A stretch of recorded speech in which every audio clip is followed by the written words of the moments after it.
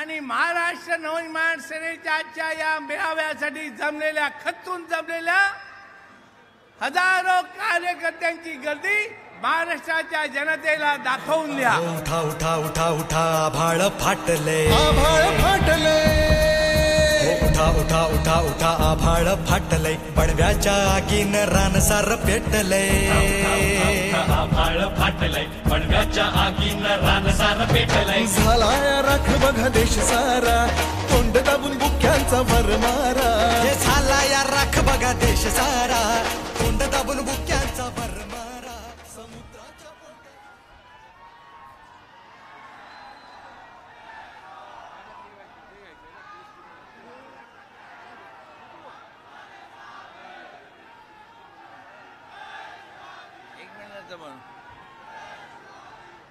तुम्हाला माझा स्वभाव माहिती आहे की राजसाहेब येणार असले तर मी आधी उभा राहतो आणि आल्यावर लगेच बसतो. पण परवा मी पाहिलं टीव्हीवरती एकाच वेळेला 3 सभा चालू होत्या. टीव्हीवर 3 फ्रेम दाखवत होते. एका फ्रेम मध्ये मुख्यमंत्री होते, एका फ्रेम मध्ये थोड्या वेळाने नितीन गडकरी आले, दुसऱ्या फ्रेम मध्ये उद्धव ठाकरे आले आणि तिसऱ्या फ्रेम मध्ये राजसाहेब ठाकरेंची पुण्यातली सभा होती. आणि वरती मथळा होता राज ठाकरेंच्या सभेला पुण्यात विक्रमी गर्दी. आणि राजसाहेबांनी टीव्हीवर या पहिल्या 2 फ्रेम मध्ये शिवसेना आणि भाजप आपसात एकमेकांना शिव्या देत होते. राजसाहेबांनी 5 वर्षात नाशिकमध्ये काय केलं, पुण्यामध्ये काय केलं हे सांगायला सुरुवात केली. आणि थापा नाहीत तर प्रत्यक्ष पडद्यावर दाखवायला सुरुवात केली. त्याबरोबर सगळ्या चॅनल्सनी आखी फ्रेम ही मनसेच्या राजसाहेब ठाकरेंनी भरून टाकली. हे सगळ्यात मोठं यश राजसाहेब ठाकरेंचं आहे. आपला विजय आजच्या सभेने निश्चित केलेला आहे. मी तुम्हाला सगळ्यांना मनापासून धन्यवाद देतो की आजची सभा होऊ नये म्हणून त्या सदा सरवणकर आणि त्याच्या बगल बच्चांनी फार मोठे प्रयत्न केले होते.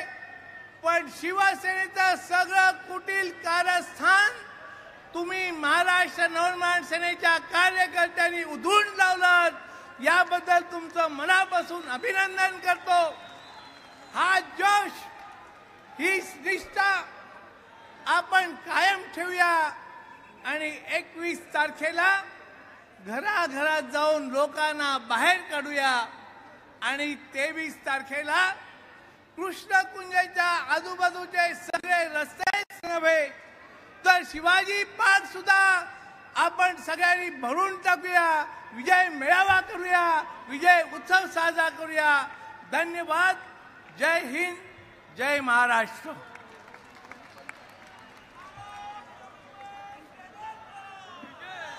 मी माननीय राजसाहेबांना विनंती करतो की आपण शिवप्रतिमेस पुष्पहार अर्पण करावा. आभाळ फाटले, प्रताप पुरंदर क्षत्रिय कुलावंश गो ब्राह्मण प्रतिपालक राजाधिराज महाराज छत्रपती शिवाजी महाराज की. महाराष्ट्र नवनिर्माण सेनेचा राजसाहेब तुम आगे बढ़ो. महाराष्ट्र नवनिर्माण सेनेचा. दादरमधील पदाधिकाऱ्यांना विनंती करतो की त्यांनी माननीय राजसाहेबांचं पुष्पगुच्छ देऊन स्वागत करायचं आहे. झालाय राख बघा देश सारा, तोंड दाबून बुक्यांचा भर मारा. हे झाला या राख बघा देश सारा, तोंड दाबून बुक्यांचा भर मारा. समुद्राच्या पोटातलं पाणी आटलंय.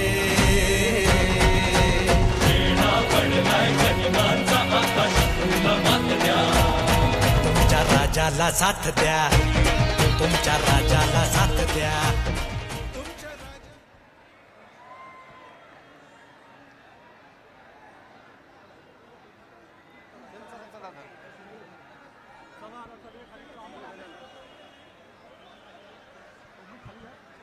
ज्या क्षणाची आपण सगळेजण उत्सुकतेने वाट बघत होता, मी माननीय राजसाहेबांना विनंती करतो की आपण उपस्थित जनसमुदायाला आपण संबोधावं.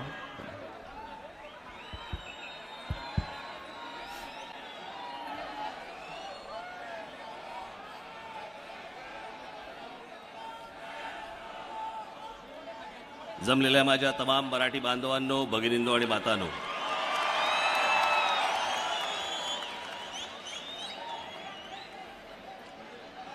आज दिवसभर अनेक चॅनल्सचे इंटरव्ह्यूज चालू होते.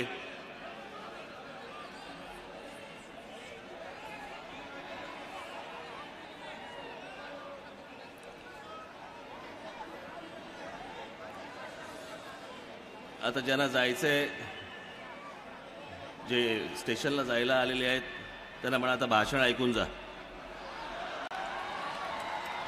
आणि तिकडेच थांबवा. आता बंद करा हे सगळं.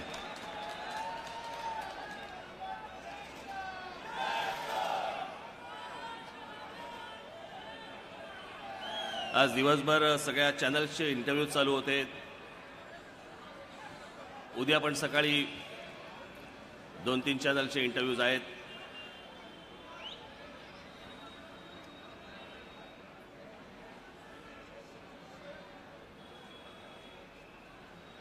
परवा पुणा, नाशिक करून मी आज शेवटची सभा आज आपली मुंबईमध्ये होत आहे.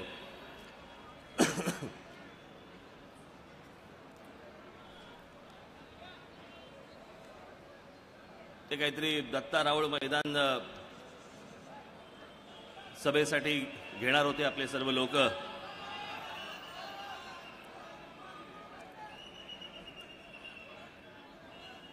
पण काहीतरी शिवसेनेने बुकिंग केलं होतं म्हणे.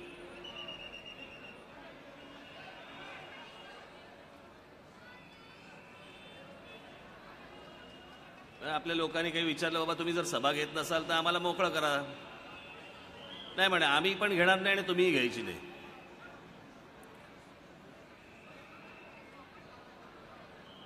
बरं, त्या मैदानावरती आमचं अडलं होतं. महाराष्ट्र नवनिर्माण सेनेची सभा म्हटल्यानंतर ती कुठेही घेतली तरी गर्दीही होणारच.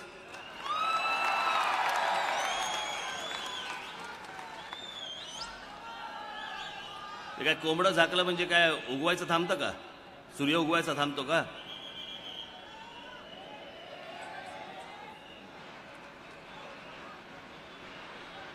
आज आता नाशिकमध्ये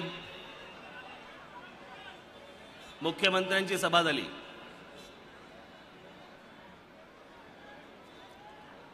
आणि दुपारी पुण्यामध्ये सभा झाली.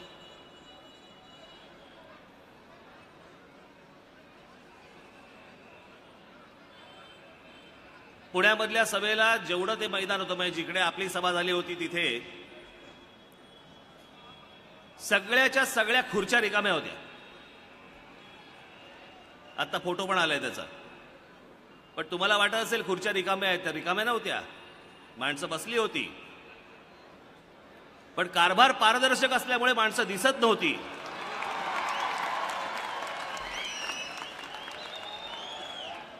मग ती माणसं मुख्यमंत्र्यांनाही दिसली नाहीत. त्याच्यामुळे मुख्यमंत्र्यांना सभा रद्द करायला लागली आणि मग ते नाशिकला आले.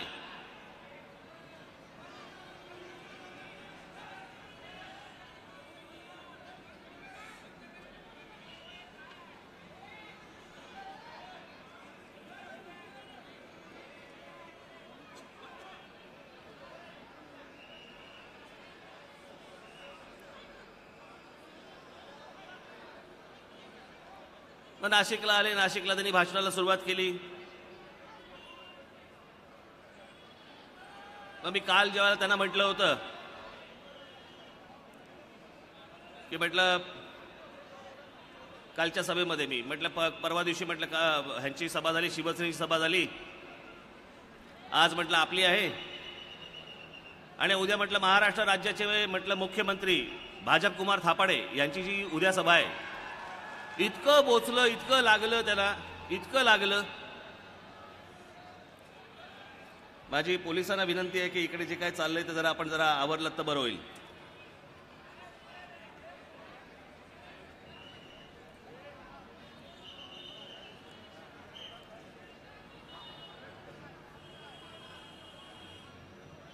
मग आज तिथे बोलले की म्हणे राज ठाकरे हा म्हणे नकली आहेच.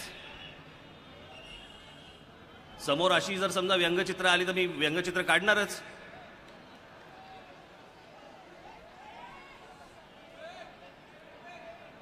काय बोलले असतील आणि म्हणे मला नाशिक मी म्हणे दत्तक घेणार आहे. कोण बोललं? मुख्यमंत्री दत्तक घेणार. मुळात ह्यांना पंतप्रधान मोदींनी दत्तक घेतलंय, हे नाशिक दत्तक घेणार. अजून काय तोंडाला येईल ते बोलतायत.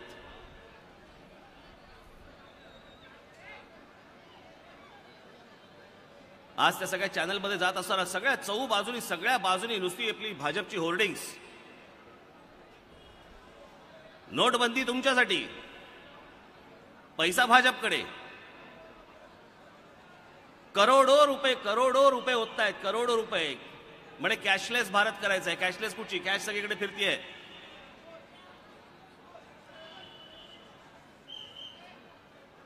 यांच्याकडे करोडो रुपये आहेत. कुठून आले? यांच्याचकडे कुठून आले? म्हणजे जो भारतीय जनता पक्ष एकेकाळी म्हणत होता की काँग्रेसवाले कसे पैसे ओततात बघा, त्याच्यामुळे आम्हाला निवडून येता येत नाही, आता भाजपवाले तेच करतायत. त्याच गोष्टी सगळ्या सुरू आहेत.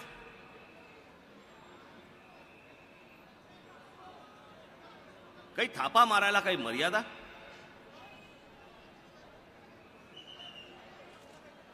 पण अर्थात आपण जे नाशिकमध्ये काम केलं, हे नाशिकमधलं काम मी आपल्या समोर घेऊन आलोय. 5 वर्षामध्ये ज्या गोष्टी केल्यात त्या, यांच्यापैकी एकही राजकीय पक्ष गेल्या 25 वर्षामध्ये ह्यांनी काय केलं, दिवे लावले, एकही जण सांगायला तयार नाहीये. आम्ही आता काय करतायत, आम्ही हे करू, आम्ही ते करू.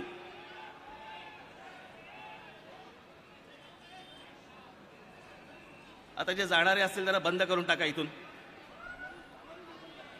इथून बंद करून टाका ते सगळे ताबडतोब. उशिरा जा म्हणा घरी. काय लवकर गेल्याने काही फारसं स्वागत होत नाहीये.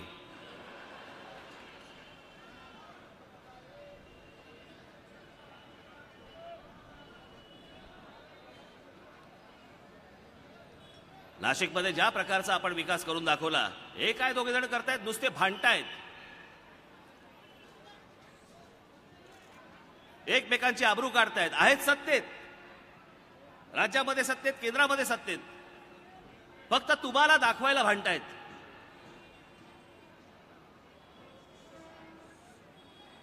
त्या दिवशी ते अमित शहा म्हणे ही मुंबईची म्हणे आमची फ्रेंडली मॅच आहे. Friendly match? ही कोणती फ्रेंडली मॅच आहे ज्याच्यामध्ये आई बहीण काढली जाते?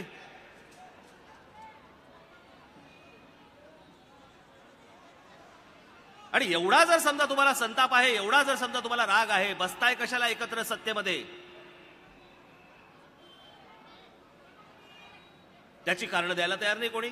म्हणे आम्ही म्हणे राजीनामे म्हणे खिशात घेऊन फिरतोय. मग बाहेर काढा. खिशात घेऊन कशाला फिरताय? ही सगळी ढोंग चालू आहेत या लोकांची. ढोंग, कामं दाखवता येत नाहीत.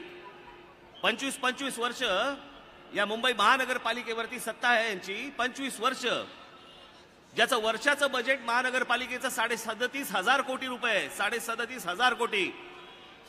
काढा 25 वर्षाचे. कुठे गेले पैसे? मुंबईत तुम्हाला काही गोष्टी दिसत आहेत का? मुंबईत काही गोष्टी दिसत नाहीत. दरवर्षी आपले तेच रस्त्यावरचे खड्डे, तेच फेरीवाल्यांनी भरलेले फुटपाथ. आरोग्य व्यवस्था चांगली नाही, शिक्षणाची व्यवस्था चांगली नाही. ज्या काही गोष्टी होत आहेत त्या खाजगीतनं होत आहेत, महानगरपालिकेतनं होत नाहीयेत. मला आज कळलं केईएम मध्ये आयसीयू पण नाही म्हणे. ही जर महानगरपालिकांच्या जर समजा हॉस्पिटलची परिस्थिती असेल तर मग काय करताय काय तुम्ही इतकी वर्ष? 25 वर्ष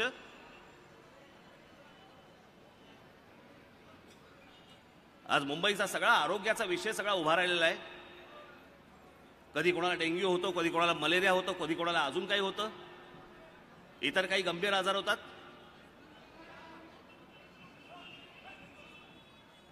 आणि मग अनेक अशी खासगी हॉस्पिटल्स निघतात, सगळीच नव्हेत. हे इथे माझे एक मित्र बसलेले आहेत. मला एके दिवशी त्यांच्या पत्नीचा फोन आला, रडत रडत फोन आला.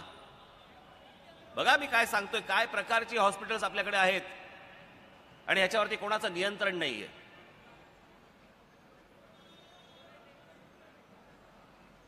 त्यांच्या पत्नीचा मला रडत रडत फोन आला आणि मला म्हणाले की त्यांचं नाव विवेक, विवेकला हॉस्पिटलमध्ये ऍडमिट केलंय, त्याला हार्ट अटॅक आलाय आणि उद्या त्याची बायपास आहे. म्हटलं बायपास? म्हटलं कोणतं हॉस्पिटल? तर कुठचं तरी एक अंधेरीचं हॉस्पिटल होतं. कुठलं होतं रे? होली स्पिरिट ना, होली स्पिरिट हॉस्पिटल. म्हटलं बायपास होते? मी म्हटलं बरं ठीक आहे, म्हटलं आपण एक काम करू, त्याला तिकडनं हॉस्पिटलमधनं बाहेर काढ, आपण एक दुसरं ओपिनियन घेऊ त्याचं. तर मला बोलली मी 5 मिनिटात परत फोन करते. 5 मिनिटांनंतर तिचा फोन आला, ती बोलली हॉस्पिटलवाले सोडत नाहीयेत. म्हटलं सोडत का नाही? ते म्हणतात की उद्या बायपास होणार. म्हटलं ही कोणती जबरदस्ती? मग आपल्या शांत स्वभावाप्रमाणे काही मुलं पाठवली तिथे, त्याला बाहेर काढलं, तिथनं गाडीमध्ये घातलं, लीलावती हॉस्पिटलमध्ये आणलं. मग एक मेनन नावाचे डॉक्टर आहेत, त्यांच्याकडे दाखवलं. त्यांनी सगळं अख्खं चेक केलं. चेक केल्यानंतर त्यांनी सांगितलं काही प्रॉब्लेम नाही म्हणे ना. तरी ते इतके घाबरलेले की ते बोलले नाही ना माझी तुम्ही एन्जिओग्राफी करा. एन्जिओग्राफी केली, एक ब्लॉक नाही, हृदयामध्ये एक ब्लॉक नाही, आणि हॉस्पिटलमध्ये या सगळ्या प्रकारचा म्हणजे बायपास करायचे आणि फक्त पैसे काढायचे. हे काय शहर म्हणतात? उद्या अशा प्रकारचा प्रसंग कोणाही वरती येऊ शकतो. कोणत्या प्रकारचं नियंत्रण नाही, माहित नाही हॉस्पिटल्समध्ये काय चालू आहे ते.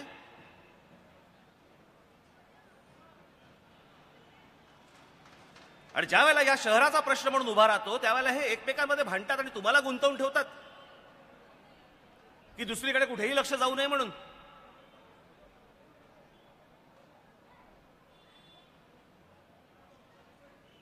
जा आज महानगरपालिकांच्या हॉस्पिटलमध्ये जा आणि बघा काय परिस्थिती आहे तिथली. बाहेरच्या राज्यांमधून लोक येत आहेत, परप्रांतातनं लोक येत आहेत आणि तुमच्यासाठी ज्या काही सोयी असतात सगळ्या भरून टाकल्यात. कोणाचं नियंत्रण नाही, कोणी बघत नाहीये, कोणी सांगत नाहीये.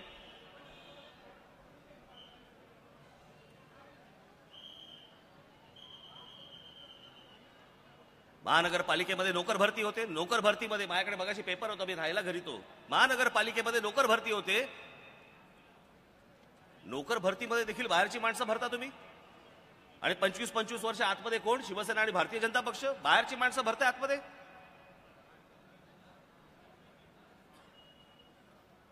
ही आमच्या मुंबई महाराष्ट्रातली मुलं दिसत नाहीत का?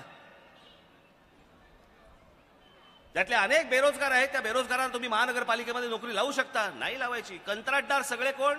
कंत्राटदार सगळे बाहेरचे.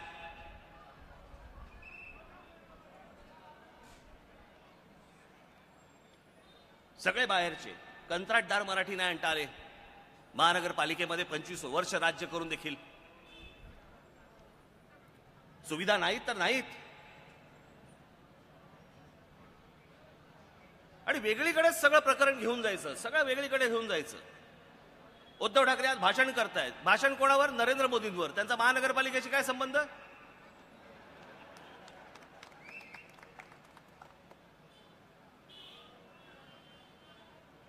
म्हणजे त्यांनी नोट बंद केली, तुम्हाला का त्रास झाला?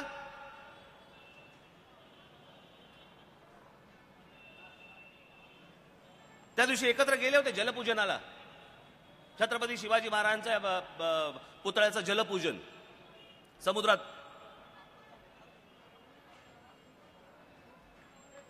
आज घरी जायचं आणि त्याचं फुटेज बघायचं.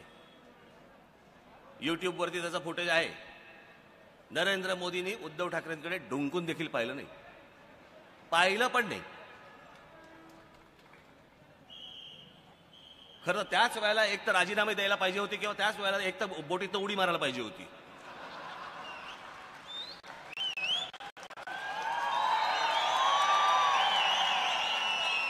दोन्हीही नाही. आता कोणत्या अपमानाची वाट बघतात माहित नाही मला.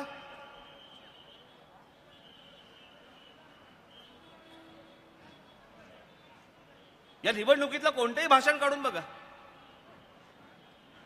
या मुंबई शहरातल्या कोणत्याही विषयावरती बोलत नाहीत. या ठाणे शहरातल्या कोणत्याही विषयावरती बोलत नाहीत. काल नाशिक शहराचं भाषण झालं, नाशिकमध्ये भाषण झालं. उद्धव ठाकरे यांचं नाशिकमध्ये भाषण झालं. नाशिकमधल्या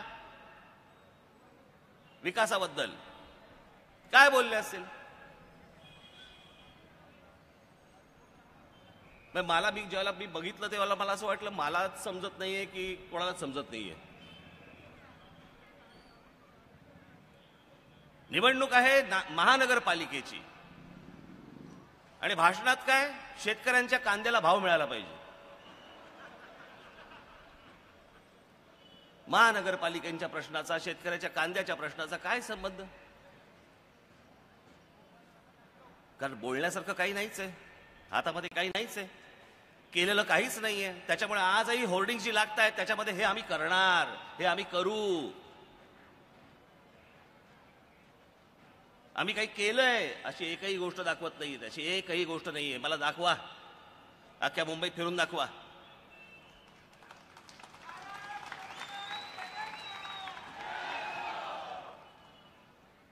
जमिनीवरती बरोबर यांचे डोळे असतात. जागा पाहिजेत. हे इथला महापौर बंगला,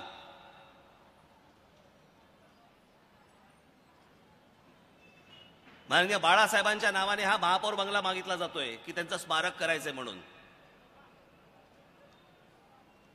गेली अनेक वर्ष या शहरामध्ये मुंबईचा महापौर हा कुठे राहतो तर तो मुंबई महापौर निवास आहे त्याचं. जसं मुख्यमंत्र्यांचा बंगला आहे, जसं राज्यपालांचं निवासस्थान असतं, राज्यपालांचा बंगला असतो, तसं महापौर बंगला आहे. त्या जागेवर डोळा आहे कारण हे रोज तिकडेच असतात. मग मिळणार कसा. मग बाळासाहेबांचं नाव पुढे करायचं. मान्य बाळासाहेबांनाही कधी गोष्ट मान्य झाली नसती. आज या मुंबई सारख्या शहरामध्ये बिल्डरांना प्लॉट मिळतात, माननीय बाळासाहेबांसाठी स्मारकासाठी जागा मिळत नाही.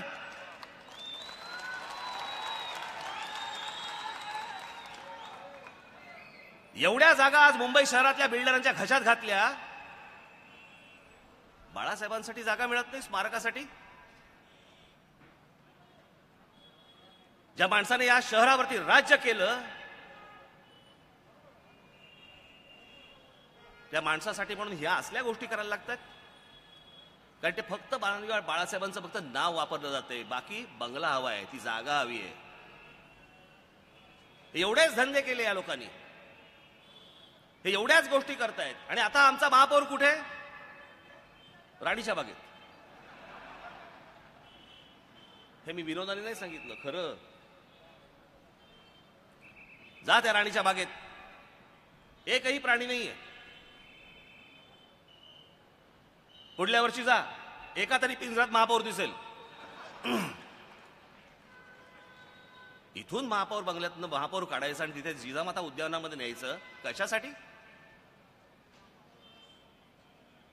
आज दुपारी मी त्या मुलाखती चालू होत्या वेगवेगळ्या चॅनल्सवरती गेलो. मी इथे बाळा रणगावकर माझ्याबरोबर होते. मी त्यांना अनेक म्हटले, हे बघ या इमारती उभ्या राहिल्या, नव्याने उभ्या राहिल्या, ह्यांना म्हटलं जागा मिळतात, ह्यांना प्लॉट्स मिळतात, आणि आमच्या बाळासाहेबांसाठी म्हटलं स्मारकासाठी जागा मिळत नाही. केंद्र सरकार यांच्या हातात, राज्य सरकार यांच्या हातात, महानगरपालिका यांच्या हातात, आणि माननीय बाळासाहेबांसाठी प्लॉट मिळत नाही, जागा मिळत नाही स्मारकासाठी. कारण मनात इच्छाच नाहीये.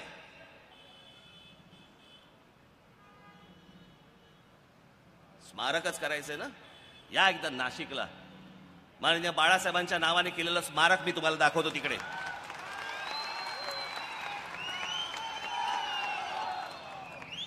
आणि तेही स्मारक कसं, तर त्यांच्या नावाला शोभेल असं.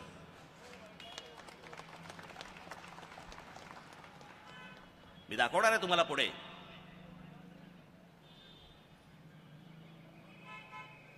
आज त्याच प्रश्नांवरती आपल्याला बोलावं लागतं. इतकी वर्ष या लोकशाहीमध्ये आहे. आम्ही तुम्हाला रस्ते देऊ, आम्ही तुम्हाला पाणी देऊ, आम्ही तुम्हाला मैदान देऊ, आम्ही तुम्हाला बागा देऊ, आम्ही तुम्हाला चांगले. 25 वर्ष, 30 वर्ष. अहो वर्ष म्हणजे मिनिटं नव्हे.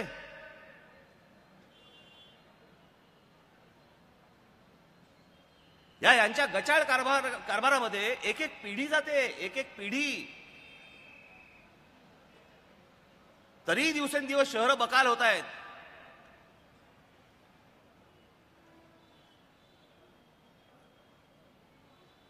मी ज्या वेळेला जेजे स्कूल ऑफ आर्टला जात असे, मी मातोश्रीला राहत असताना त्यावेळेला जेजे स्कूल ऑफ आर्टला जात असे मी त्या हार्बरने, ट्रेनने. त्यावेळेला जाताना आम्हाला तो बेहरामपाडा लागायचा. अशा बैठ्या सगळ्या झोपड्या असायच्या, बैठ्या झोपड्या सगळ्या. जा त्या बेहरामपाड्याला आज जाऊन बघा. गेल्या 25 वर्ष यांच्या हातामध्ये महानगरपालिकेची सत्ता आहे. 5-5 मजल्याच्या झोपड्या झाल्यात ह्यांच्याच कार्यकाळात. 5-5 मजल्याच्या झोपड्या. आत माणसं जाऊ शकत नाहीत, आत माणसं कारवाई करू शकत नाहीत, पोलीस आत जाऊ शकत नाहीत. इतकं भीतीचं वातावरण त्या बेहरामपाड्यामध्ये असतं. यांच्याच कार्यकाळामध्ये ह्या 5-5 मजली इमारती झाल्या ह्याच्या झोपडपट्ट्यांच्या. तुम्हाला सांगायला फक्त हिंदुत्व मग हे वाढलं कसं. हे अशा प्रकारचे मोहल्ले उभे कसे राहिले,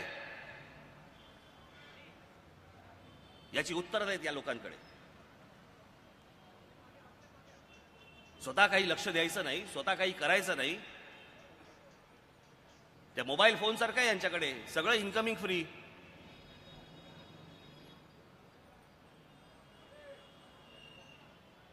एक कोणती गोष्ट केली मला जर सांगा, एक गोष्ट. आज ती मेट्रो आणतायत.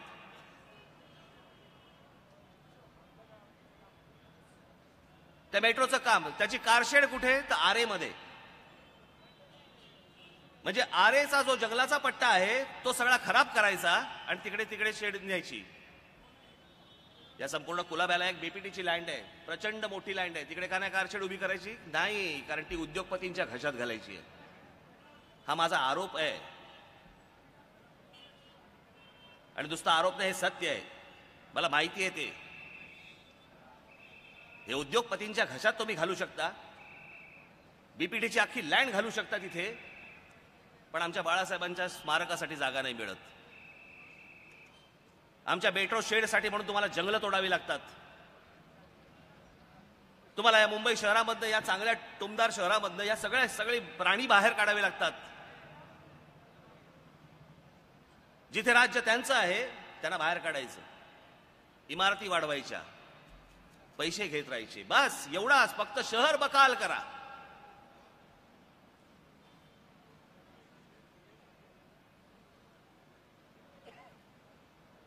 गेले 5 वर्ष आपण नाशिक महानगरपालिका बघतोय.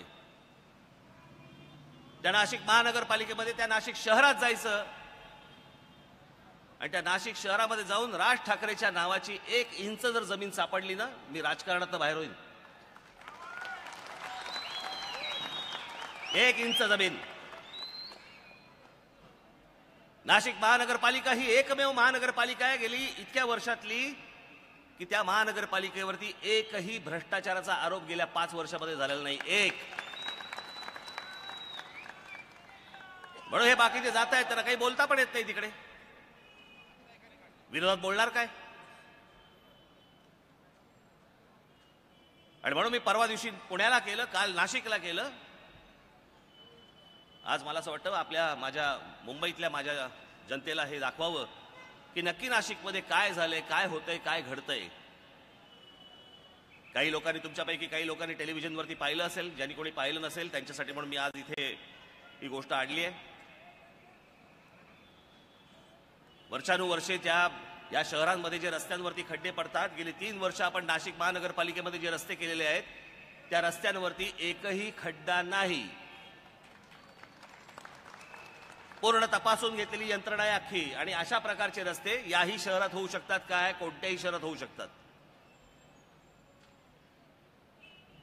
पण रस्ते बांधताना टक्के नाही घेतले गेले, कमिशन नाही घेतलं गेलं, म्हणून चांगले रस्ते झाले. हेच जर समजा कंत्राटदारांना लुटून जर समजा या गोष्टी झाल्या असत्या, नाशिक मधलेही रस्ते हे खराबच झाले असते. म्हणून मी तुम्हाला आज पहिल्यांदा मी या सगळ्या गोष्टी दाखवणार की नाशिक मधले रस्ते आहेत तरी कसे. आपण स्वतः प्रत्यक्ष जेव्हा जाल तेव्हा ते नक्की बघालच. पण अगदी थोडक्यामध्ये म्हणून मी तुमच्यासाठी हे प्रेझेंटेशन आणलं. मी ठरवलं होतं की शेवटचे 3 माझ्या सभा, या 3 सभांमध्ये मी नाशिकचं प्रेझेंटेशन मी आपल्यासमोर करणार आहे. महाराष्ट्र नवनिर्माण सेना हा एकमेव राजकीय पक्ष आहे स्वातंत्र्यानंतरचा की ज्याने स्वतःचं काम लोकांसमोर पहिल्यांदा मांडण्याचं धाडस केलं.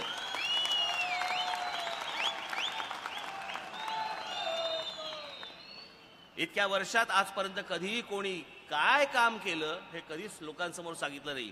माझ्याकडे आज एक सकाळी पत्रकार आले होते. त्यांनी मला विचारलं की तुमचा मुंबईचा जाहीरनामा कधी येणार. म्हटलं येणारच नाही.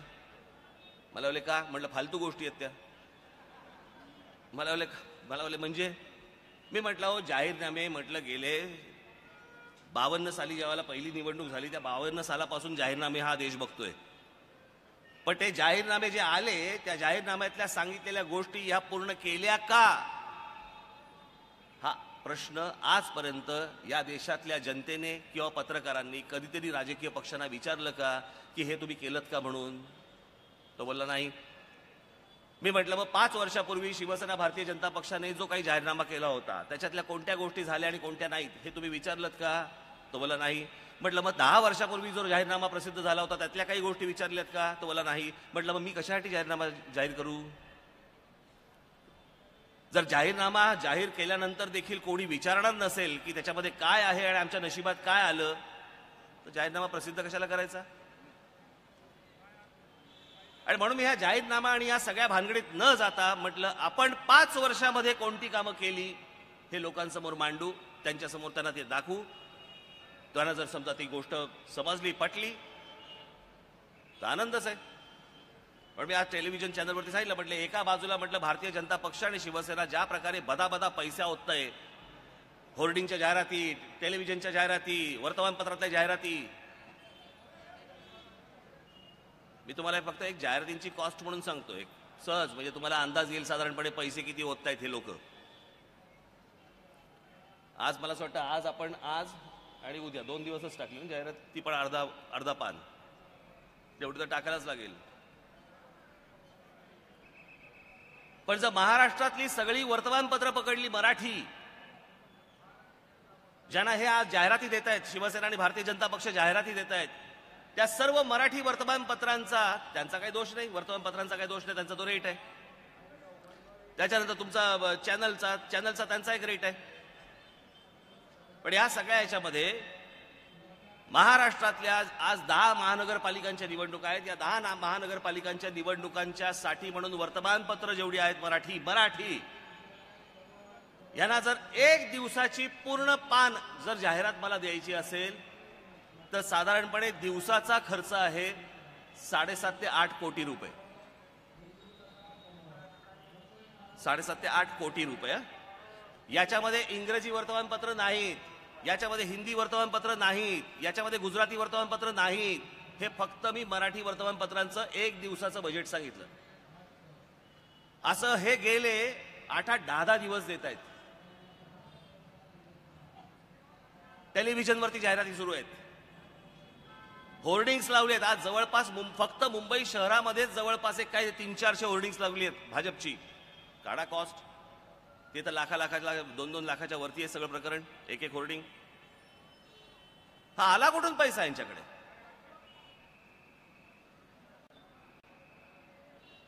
आणि हा फक्त पैशाचा भपका तो फक्त तुमच्या समोर फक्त हे मांडतायत.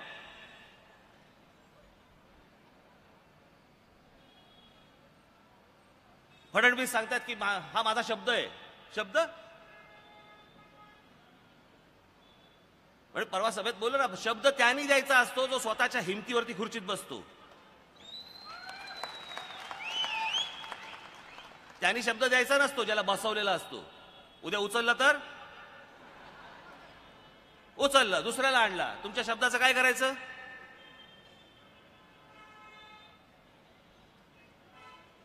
आज जो तुमच्या समोर आलोय तो फक्त नाशिक मधलं एका महानगरपालिकेतलं 5 वर्षाचं काम फक्त घेऊन आलोय, तेही थोडक्यात, सगळ्या गोष्टी नाही आणल्यात. ते मला असं वाटतं तुम्ही हे गोष्ट बघावी.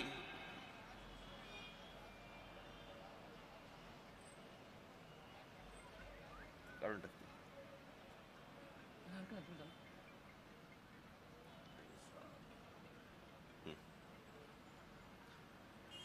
नाशिक मधले रस्ते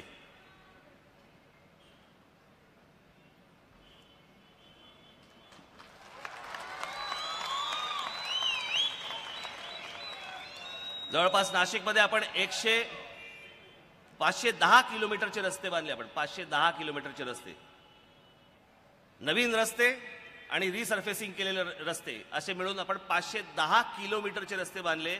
510 किलोमीटरचे रस्ते म्हणजे मुंबई ते गोवा एवढे 5 वर्षामध्ये आपण रस्ते बांधले. तुम्हाला आता ते हे बांधून आता साधारणपणे 2 वर्ष 3 वर्ष काही 2.5 वर्ष अशी झालेली आहेत. तुम्हाला रस्त्यांची क्वालिटी आता या फोटोवरनं साधारणपणे अंदाज येईल.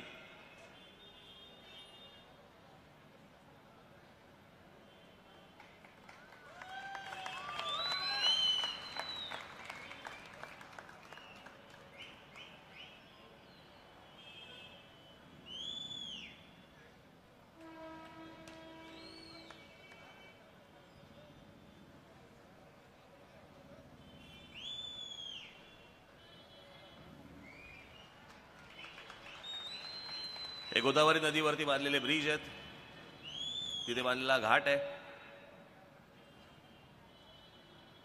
ही जंक्शन्स आहेत.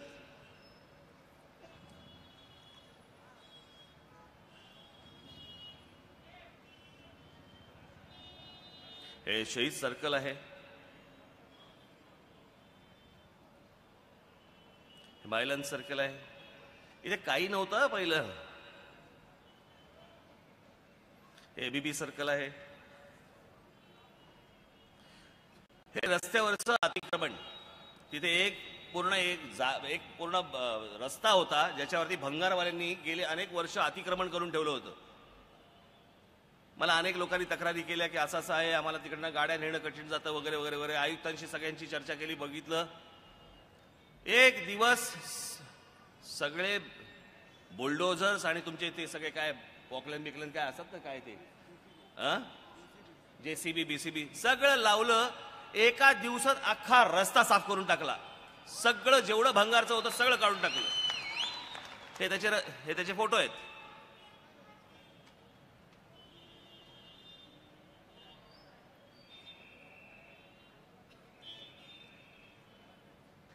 कोण मध्ये आलं नाही.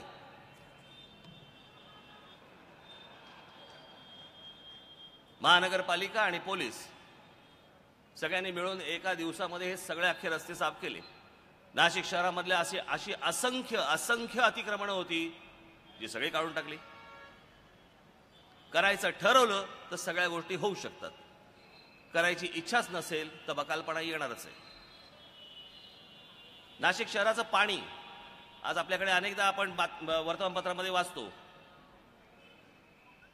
एक छोटी एवढीशी बातमी येते, या भागामध्ये बुधवारी पाणी नाही,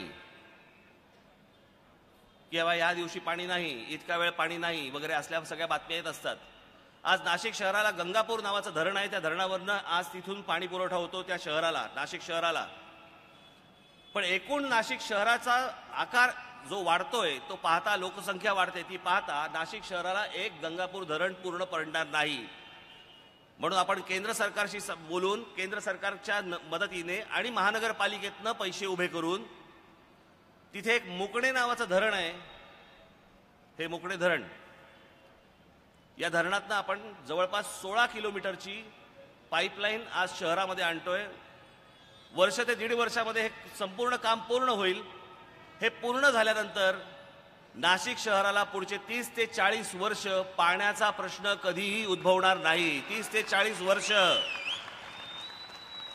2-3 वर्ष नाही म्हणत मी, 30 ते 40 वर्ष. हे सगळं प्रकरण 5 वर्षातलं आहे. हे पाईपलाईनचं चाललेलं काम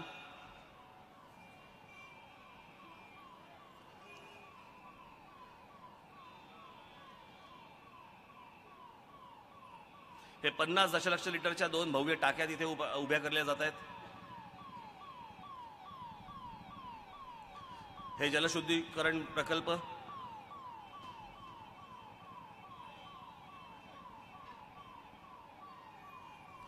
$20 लाख लिटरच्या जवळपास 17 टाक्या शहरामध्ये बांधल्या गेल्या.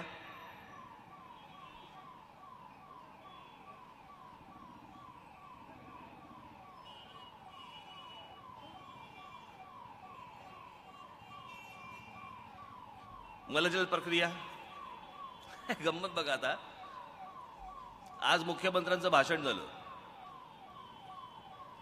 आणि मुख्यमंत्र्यांच्या भाषणामध्ये ते म्हणाले की बोटॅनिकल गार्डन काय, शहराच्या गरजा काय असतात. शहराच्या गरजा असतात पाणी, मलजल प्रक्रिया, रस्ते. हे पाहिलंच नव्हतं त्यांनी. एवढं 2 दिवस मी प्रेझेंटेशन करतोय, मुख्यमंत्र्यांनी पाहिलं नाही आणि ज्या ज्या गोष्टी झाल्या आहेत त्या तिकडे गोष्टी जाऊन सांगतायत की हे पाहिजे म्हणून. आता असा मुख्यमंत्री जर समजा आपल्याला लाभला असेल तर धन्यच होता. पण मलजल प्रक्रिया हे केंद्र,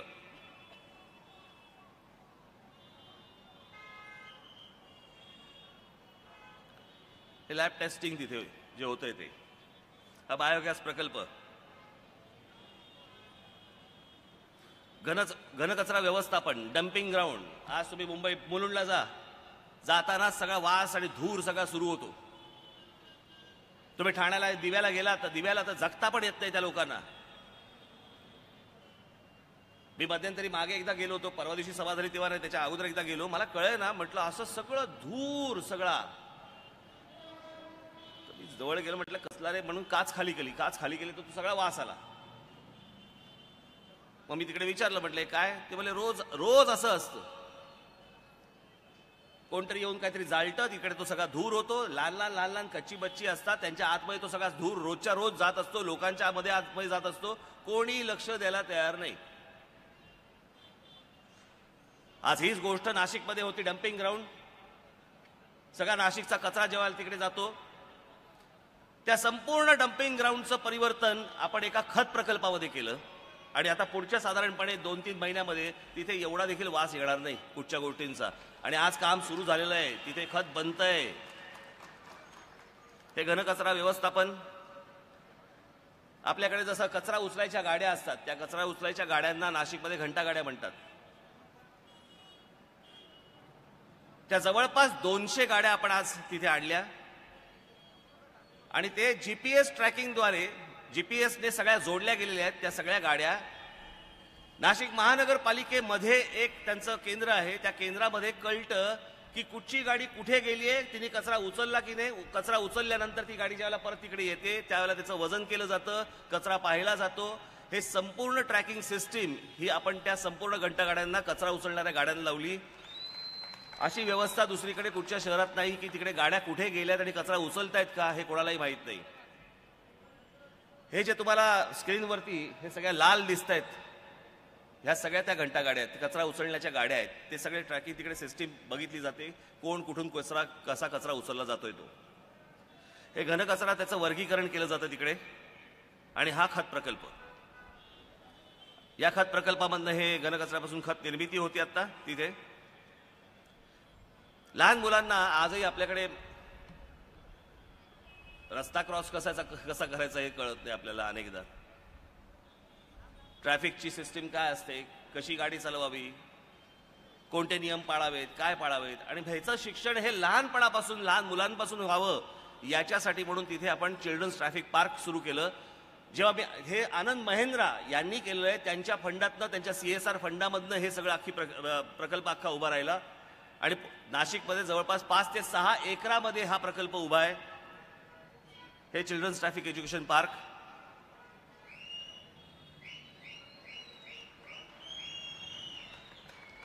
हे तिकडे प्रशिक्षण केंद्र आहे त्याचं.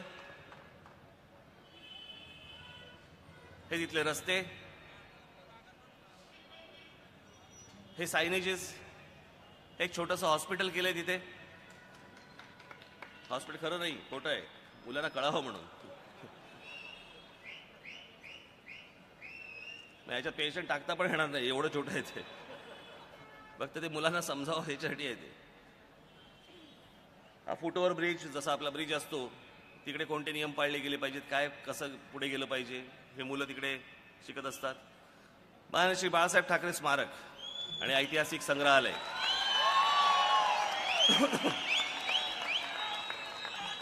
मी काही वर्षांपूर्वी ज्या वेळेला त्या जागेवरती गेलो होतो त्यावेळेला तिकडे असेच आपल्याकडे जसं महानगरपालिकेचं काम असतं साधारणपणे कबुतराची खुराडी उभी होती. मी तिकडे पाहिलं आणि त्यांना सांगितलं, म्हटलं आता काय करू नका, म्हटलं थांबा जरा, मला जरा विचार करू दे या गोष्टींचा. आणि म्हटलं माननीय बाळासाहेबांच्या नावाने आपण म्हटलं इथे स्मारक करू. मी काल परवाकडे सांगितलं, मला असल्या भानगडीत जायचं नाही, असल्या वादात जायचं नाही की स्मारक पहिलं मी केलं का त्यांनी केलं का ह्यानी केलं का त्यांनी केलं. मला जे माझ्या मनाला वाटलं ते म्हणून मी तिथे केलं, ते स्मारक म्हणून उभं केलं. हा विषय काही कॉम्पिटिशन बिम्पिटिशनचा नाही. मग मी बाबासाहेब पुरंदरेंना भेटलो. म्हटलं बाबासाहेब, म्हटलं मला माननीय बाळासाहेबांच्या नावाने एक स्मारक करायचं आहे आणि म्हटलं त्यांच्या नावाला शोभेल असं स्मारक म्हटलं मला उभं करायचं आहे. आपल्याकडे म्हटलं खूप पुरातन अशा काही ऐतिहासिक वस्तू आहेत, तलवारी आहेत, अनेक ढाली आहेत, अनेक गोष्टी आहेत. तर म्हटलं मी अशा प्रकारचं जर समजा शस्त्र संग्रहालय जर समजा तिकडे उभं केलं तर तुम्ही म्हटलं मला ही सगळी शस्त्र द्याल का? ते बोलले निश्चित, कामाला सुरुवात करा. मग मुंबईचा विमानतळ ज्यांनी बांधला, जीव्हीके नावाची कंपनी, त्यांचे जे रेड्डी आहेत त्यांना मी भेटलो. म्हटलं रेड्डी साहेब, म्हटलं असं असं आहे आणि म्हटलं मला बाळासाहेबांच्या नावाने तिथे एक स्मारक उभं करायचंय, तुमच्या CSR फंडातनं हे स्मारक उभं कराल का? ते बोलले निश्चित, कामाला सुरुवात करा. आणि मग त्या गोष्टीला कामाला सुरुवात झाली. हे माननीय बाळासाहेब ठाकरे स्मारक, त्याचं प्रवेशद्वार आहे. ही तिथली दीपमाळ आहे. तुम्ही आतमध्ये गेल्या गेल्या तुम्हाला ही समोर दिसते. हे माननीय बाळासाहेबांच्या स्मारकाची इमारत. आता बरोबर त्याच्या समोर एक इमारत आहे. त्या इमारतीमध्ये माननीय बाळासाहेबांची आजपर्यंतची सगळी मोठ्या प्रमाणावरची सगळी व्यंगचित्रांचं एक मोठं दालन मी आता तिकडे उभं करतोय की येणाऱ्या लोकांना तेही गोष्ट तिकडे समजावी की किती जागतिक दर्जाचे ते मोठे व्यंगचित्रकार होते, तेही तिथे समजावं म्हणून ती पण गोष्ट आपण करतो आहोत. पण आता हे शस्त्र संग्रहालय आपण उभं केलेलं आहे. याचंही आत्ता काम, बरंचसं काम झालंय, काही अजून काम बाकी आहे. हे वासुदेव कामत नावाचे आपले जे चित्रकार आहेत त्यांच्याकडनं मी महाराजांच्या आयुष्यातली महत्त्वाचे जे प्रसंग होते त्या प्रसंगांवरती तैलचित्र करून घेतली. त्यातला हा पन्हाळगडावरनं महाराज ज्या वेळेला निसटले, सिद्धी जोहरचा वेढा पडला असताना त्यातनं जे रात्रीच्या वेळेला निसटले, ते निसटतानाचा प्रसंग कसा असेल तो तिथे वासुदेव कामतांनी रेखाटलेला आहे. अनेक तिथे पेंटिंग्स केलेली आहेत, त्यातली काही अगदी 2-3 मी तुम्हाला दाखवणार आहे. हे महाराजांचं पूर्णाकृती असं एक चित्र आहे. हे महाराजांचा ज्यावेळेला राज्य आणि या प्रकारची शस्त्र तिकडे लागली गेलेली आहेत. आपण जरूर तिथे नाशिकला जेव्हा जाल त्यावेळेला हे शस्त्र संग्रहालय आपण नक्की बघावं. वन उद्यान, बोटॅनिकल गार्डन. हे गार्डन मी ज्या वेळेला एक 12 वर्षापूर्वी मी पाहिलं होतं तिकडे, आणि काही नव्हतं तिकडे, नुसतं जंगल, काय आतमध्ये कोणी माणसंच जायची नाहीत, काही नसायची. एक माणूस नाशिककरांना माहिती पण नव्हतं. मग मला एके दिवशी तिथल्या ज्या आयुक्त होत्या विनीता सिंगल म्हणून, त्या मला एके दिवशी सकाळी घेऊन गेल्या. मला बोलले आपण जरा बघू. फार सुंदर होतं ते, जंगलच जंगल, पण काही नव्हतं आतमध्ये. मग आता ज्या वेळेला सत्ता हातामध्ये आल्यावरती मी एक त्याचा आराखडा तयार केला. मी काही माझ्या मित्रांशी, काही सहकाऱ्यांशी मी बोललो आणि त्याच्यातनं तो आराखडा तयार केला. तो आराखडा घेऊन मी रतन टाटा साहेबांच्याकडे गेलो आणि त्यांना सांगितलं, म्हटलं मला असं एक बोटॅनिकल गार्डन करायचंय, आपण मदत कराल का? त्यांनी तो आराखडा पाहिला. मला बोलले नक्की, कामाला सुरुवात करा. टाटा सन्स कंपनीचं 3 कोटी रुपयाचं बजेट होतं. 3 कोटी रुपयाचं. आजपर्यंत टाटा सन्स कंपनीने या बोटॅनिकल गार्डनवरती 14 कोटी रुपये खर्च केलेले आहेत. आणि ते काय केले हे तुम्हाला पुढे दिसेल. हे जवळपास 54 ते 55 एकरात आहे. 55 म्हणजे तुम्हाला समजावं म्हणून मी सांगतो, 54 ते 55 एकर म्हणजे साधारणपणे शिवाजी पार्क मैदानाच्या दुप्पट. हे त्याचं गेट आहे बोटॅनिकल गार्डनचं. हे सकाळी असं दिसतं. इथे थोडीशी माहिती आतमध्ये गेल्यावरती तुम्हाला मिळते. हे तिथे खोटे बनवलेले परंतु हलणारे अशा प्रकारचं हत्तींचं एक अभयारण्य केलेलं आहे. तिथे आशियातले हत्ती, आफ्रिकेतले हत्ती, वेगवेगळ्या प्रकारचे हत्ती तुम्हाला तिकडे बघायला मिळतात. लहान मुलं फारच खुश असतात तिकडे. त्याच्यानंतर तिथे जी झाडं आहेत त्या प्रत्येक झाडांवरती त्यांची जी नावं आहेत ती सगळ्यांची नावं नव्याने सगळी तिकडे लावलेली आहेत. हे आंतरराष्ट्रीय दर्जाचा तिथे आपण एक लेझर शो केलेला आहे. त्या लेझर शो मध्ये मी परत तुम्हाला सांगतो, अशा प्रकारचा लेझर शो जिथे झाडं ही तुमच्याशी बोलतात आणि एक 20 मिनिटाचा तिथे एक शो आहे, लेझर शो. असा शो या क्षणाला संपूर्ण भारताच्या नकाशामध्ये फक्त नाशिक शहरामध्ये आहे. तिथे गेलात, आपल्या कुटुंबासहित जा, ते जरूर बघा. आपल्या लहान मुलांना बरोबर घेऊन जा आणि ते जरूर बघा. ही ती सगळी झाडं आहेत जी एकमेकांशी आपल्याशी सगळ्यांशी बोलतात. आणि झाडं तोडू नये, तोडू नका याच्यासाठी म्हणूनचा तो एक 20 मिनिटाचा हा शो आहे. हे संध्याकाळी अशा प्रकारचं चित्र तिकडे असतं. जिथे ज्या बॉटॅनिकल गार्डनमध्ये साधारणपणे 2 माणसं जात नव्हती तिथे आत्तापर्यंत साधारणपणे, आता वाढली असतील कारण रोज जातात, पण साधारणपणे आत्तापर्यंत गेल्या 1 महिन्याभरात 50 ते 60 हजार माणसं जाऊन आली तिथे आणि ते पाहून आली. हे बॉटॅनिकल गार्डनचं संध्याकाळचं गेट, तेच गेट जे मगाशी तुम्ही बघितलं तेच संध्याकाळी असं दिसतं. हे गोदा पार्क, गोदावरी नदीला लागून लोकांनी संध्याकाळी तिकडे फिरायला यावं, तिकडे चांगलं त्यांना बसता यावं, बोलता यावं, कुटुंबासह यावं. संपूर्ण मी ते काम, मग त्याचा अख्खा प्रोजेक्ट रिपोर्ट मी मुकेश अंबानींना सांगितला. मुकेश अंबानी बोलले की आपण कामाला सुरुवात करूया. काम पूर्ण झालं, सगळं झालं. उद्घाटनाची तारीख ठरली आणि 2 दिवसांनी गोदावरी नदीला पूर आला. बऱ्याच काही गोष्टींचं तिकडे नुकसान झालंय, परंतु आता परत तिकडे त्याचं काम डागडुजीचं काम सगळं सुरू आहे. लवकरात लवकर परत ते गोदा पार्क होईल. हे ते गोदा पार्क.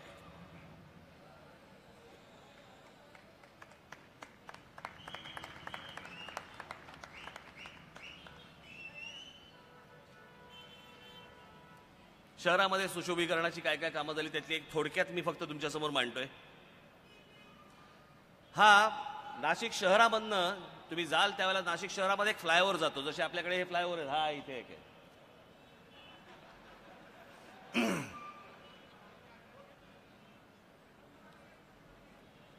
मी जेव्हा तो फ्लायओव्हर मी एकदा बाजूने जात असताना बघितलं, तिकडे काहीतरी सगळ्या हातगाड्या बिदगाड्या सगळं काय काय गोष्टी लागल्या होत्या. म्हटलं हे याची वाट लागणार. तो फ्लायओव्हर बनवला होता L&T कंपनीने, म्हणून मी त्या L&T कंपनीचे जे M नाईक आहेत त्या नाईकांना मी भेटलो. म्हटलं नाईक साहेब, म्हटलं असं आहे, तो फ्लायओव्हर तुम्ही बांधलाय, पण म्हटलं आता खाली म्हटलं सगळं गचाळ घाण व्हायला लागली त्याच्या. इतक्या कंपन्या म्हटलं सगळ्या येत आहेत आणि म्हटलं वेगवेगळ्या गोष्टी तिकडे करतायत. टाटा येत आहेत, अंबानी येत आहेत, म्हटलं महिंद्राज येत आहेत, GVK येत आहेत. तुम्हीच तो फ्लायओव्हर बांधलाय, खालची जी जागा आहे त्याचं सुशोभीकरण तुम्ही कराल का, की जेणेकरून ती घाण होणार नाही संपूर्ण खाली. मग मी त्यांना एक प्लॅन करून दिला. त्या प्लॅन केल्यानंतर त्यांना तो दाखवला. त्यांनी कामाला सुरुवात केली. तो हा फ्लायओव्हर.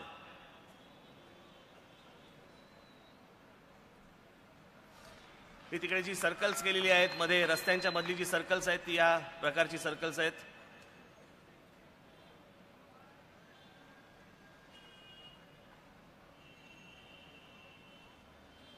हा तिथे आपण गोदावरी नदीमध्ये एक 100 फुटाचा कारंजा केला आहे. मला जगातली कल्पना नाही, परंतु भारतामधला हा एकमेव कारंजा आहे जो वाहत्या पाण्यामध्ये आहे, स्थिर पाण्यामध्ये नाही, कारण हा गोदावरी नदीमध्ये आहे. संध्याकाळी जर आपण कधी नाशिकला गेलात तर आपल्याला लक्षात येईल की तो 100 फुटाचा कारंजा ज्यावेळेला सुरू होतो तो वाहत्या पाण्यामध्ये आहे. अनेक लोक, अनेक कुटुंब तिकडे संध्याकाळचे येत असतात, बघत असतात. त्याच्यानंतर तिकडे एक अहिल्याबाई होळकर नावाने ब्रिज आहे. त्या ब्रिजवरती मी वॉटर कर्टन टाकलाय. म्हणजे समजा असं जर समजा हा ब्रिज असेल तर या ब्रिजवरनं वरून खाली पाणी पडत असतं नदीमध्ये. ते हे पाणी असं दिसतं रात्रीच्या वेळेला तुम्हाला. हे संपूर्ण फ्लायओव्हरवरनं तुम्हाला हे सगळं पाणी असं ब्रिजवरनं दिसतं ते पाणी. तिथे आपण स्मार्ट तो ॲप काढला. त्या ॲपच्या द्वारे आपण 18,500 समस्यांचं निवारण केलं. आपण तिथे गेल्या 5 वर्षामध्ये नाशिक महानगरपालिकेवरती भ्रष्टाचाराचा एकही आरोप झाला नाही. आपण तिकडे आता काही सिस्टीम अशा आणलेल्या आहेत. आता महानगरपालिकेमध्ये की उद्या जर समजा कोणाला घर बांधायचं आहे, उद्या जर समजा कोणाला इमारत बांधायची आहे, तर सिस्टीम महानगरपालिकेमधली अशी करतोय की तुम्ही तिकडे मेल करायचा, त्या नियमांमध्ये सगळ्या गोष्टी जर बसल्या तर त्याची परवानगी तुम्हाला घर बसल्या येईल, महानगरपालिकेत यायची गरज नाही. महानगरपालिकेमध्ये येऊन तुम्हाला कोणालाही पैसे चारायची गरज नाही किंवा कोणाचाही थोबाड पाहायची आवश्यकता नाहीये. जर ते योग्य असेल तर परवानगी तुम्हाला घरच्या घरी मिळेल. या सगळ्या गोष्टी मी अगदी हे सगळं थोडक्यात सांगितलं तुम्हाला. मी अशा अनेक गोष्टी आहेत तिकडे केलेल्या. या गोष्टी जर 5 वर्षामध्ये होऊ शकतात तर 25 वर्षामध्ये मुंबईमध्ये, ठाण्यामध्ये या गोष्टी का नाही घडू शकल्या, का नाही होऊ शकल्या? याची इच्छाच नाहीये. आणि इच्छा का नाहीये? कारण तुम्ही काही बोलत नाही, तुम्ही चिडतच नाही, तुम्ही रागावतच नाहीत, त्यांना प्रश्नच विचारत नाही. आणि हे तुमचं प्रश्न न विचारणं, तुमचं न रागावणं, तुमचं हे न बोलणं, हेच आजपर्यंत या लोकांच्या पथ्यावरती पडलं. आणि म्हणून 25-25 वर्ष राज्य करून देखील या शहरांवरती तुम्हाला कोणत्याही गोष्टीत हे देऊ शकले नाहीत, कारण तुम्ही काही मागतच नाही आहात. संध्याकाळी आज इथून हे स्टेशन, संध्याकाळी घरी आल्यानंतर कुटुंबाला तुम्ही काय देता, काय कुठे नेता? अशा अनेक गोष्टी आहेत या शहरामध्ये, मुंबईसारख्या शहरामध्ये, ज्या उत्तम करता येऊ शकतात, उत्तम होऊ शकतात, पण यांना द्यायच्याच नाहीयेत, यांना करायचंच नाहीये. या उद्योगपतींच्या CSR फंडामधनं हे काम का करणार नाहीत लोक? ना शिवसेना, ना भाजप, ना अजून कोणी. काँग्रेस NCP तर सोडूनच जाते. ते 25,000 फुटावरनं विमान चालले.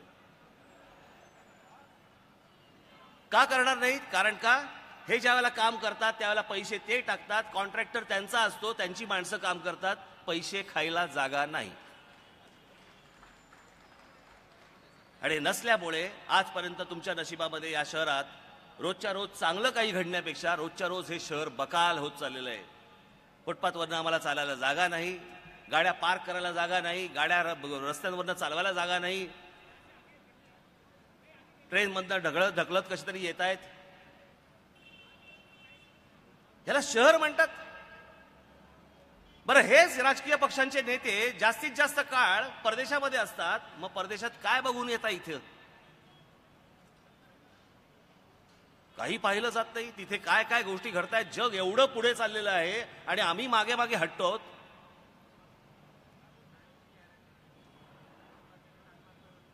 आज मुंबई सारखं शहर, जगामधलं एक महत्वाचं, जवळपास 4थं का 5वं इतकं मोठं शहर, लोकसंख्या असलेलं मोठं शहर, या शहरातल्या लोकांना या सगळ्या गोष्टी कोणत्याही मिळत नाहीयेत. बाकीच्या शहरांमध्ये जाऊन बघा. मी मध्यंतरी एक फिल्म केली होती, 16 मिनिटाची डॉक्युमेंटरी फिल्म केली होती. त्याच्यामध्ये मी सांगितलं होतं की एक अत्यंत सुंदर शहर, उत्तम रस्ते, उत्तम बागा, उत्तम इमारती, चांगली हॉस्पिटल, चांगल्या शाळा, सगळ्या गोष्टी चांगल्या त्या शहरामध्ये. मग मी एक दुसरं शहर दाखवलं, त्या शहरामध्ये देखील उत्तम रस्ते, उत्तम हॉस्पिटल, उत्तम बागा, उत्तम मैदान, उत्तम शाळा, सगळ्या गोष्टी उत्तम. आणि ती दोन्ही शहरं ज्यावेळेला मी दाखवली, ती दाखवल्यानंतर सांगितलं की यातलं हे पहिलं शहर, त्याचं नाव हिरोशिमा, आणि त्याचं दुसरं शहर, त्याचं नाव नागासाकी.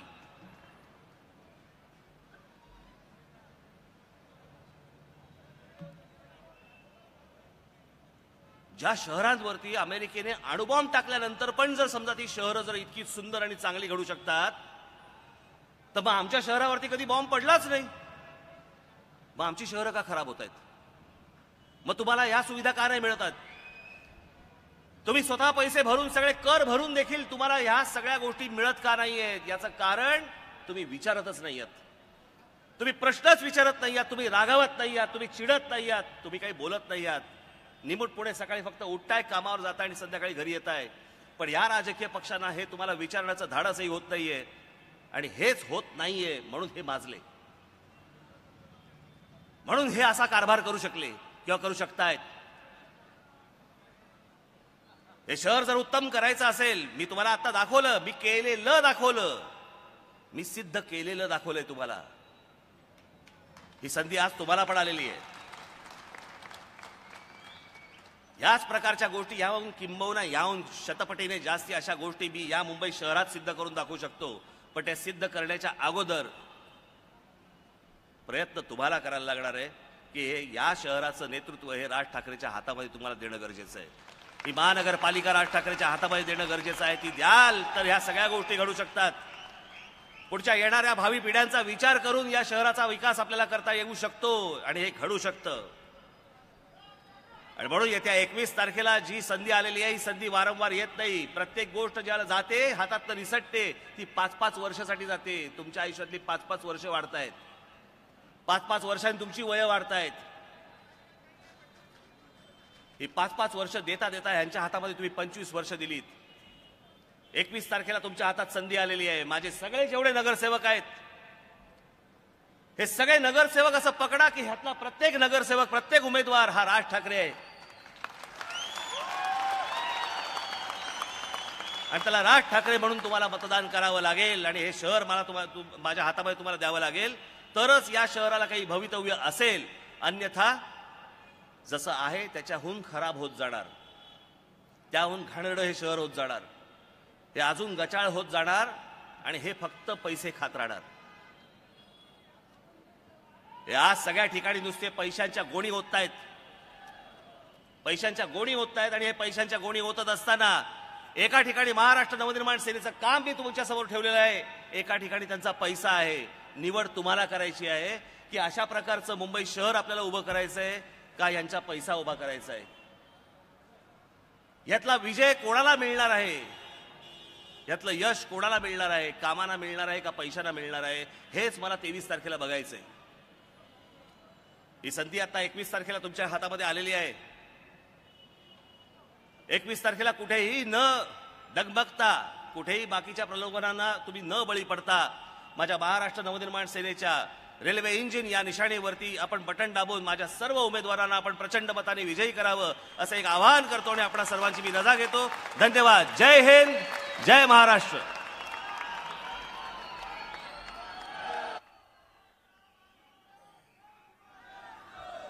सभेच्या प्रथेप्रमाणे या सभेची सांगताना राष्ट्रगीतांनी होईल.